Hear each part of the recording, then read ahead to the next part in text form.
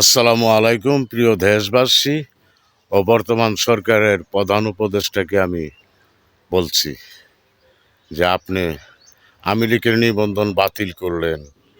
বাংলাদেশের স্বাধীনতার শত্রু জামাত, এই জামাতের নিবন্ধন বাতিল করা হয়েছিল, সেটা ফেরত দিলেন।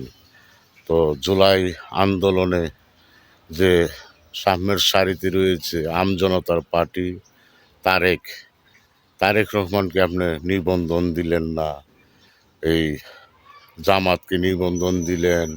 নতুন দল গঠন করেছে এনসিপিকে আপনারা শাপলা কলি দিলেন।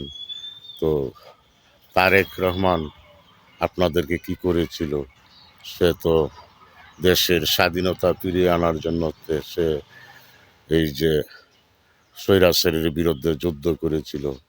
আমজনতা পার্টির তারেক রহমান, তাকে আপনি নিবন্ধন দিলেন না, এই জামাতকে দিলেন ফিরিয়ে। কেন?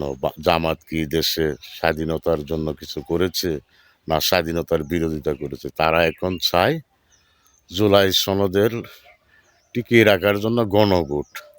ওরা কিসের ওরা কিসের গণভোট চায়? ওরা কিসের জুলাইয়ে তাদের কি অনুদান? তারা বাংলাদেশের সংবিধান নিয়ে কথা বলার ওরা কারা? জামাত চরমনায়? ওরা কি বাংলাদেশের সংবিধান নিয়ে কথা বলার কেউ না? ওরা এখন নয় করে দেশে একটা বিশৃঙ্খলা সৃষ্টি করার চেষ্টা করছে। ওদের কথায় কেউ কান দিবেন না। বাংলাদেশের জনগণ ওদেরকে পরোয়া করে না। বর্তমান সরকারের উপদেষ্টাগণ ও নির্বাচন কমিশনার ওদের কথায় কোনো কাজ করলে, বাংলাদেশের সংবিধানে ওদের কথায় কোনো যুক্ত করলে বাংলাদেশের জনগণ আপনাদেরকে ছেড়ে দিবেন না।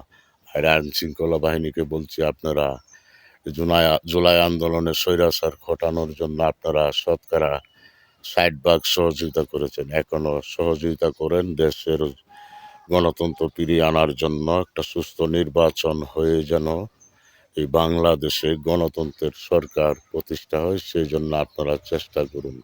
অতি শীঘ্রই নির্বাচনের দিকে এগিয়ে যান সকলেই।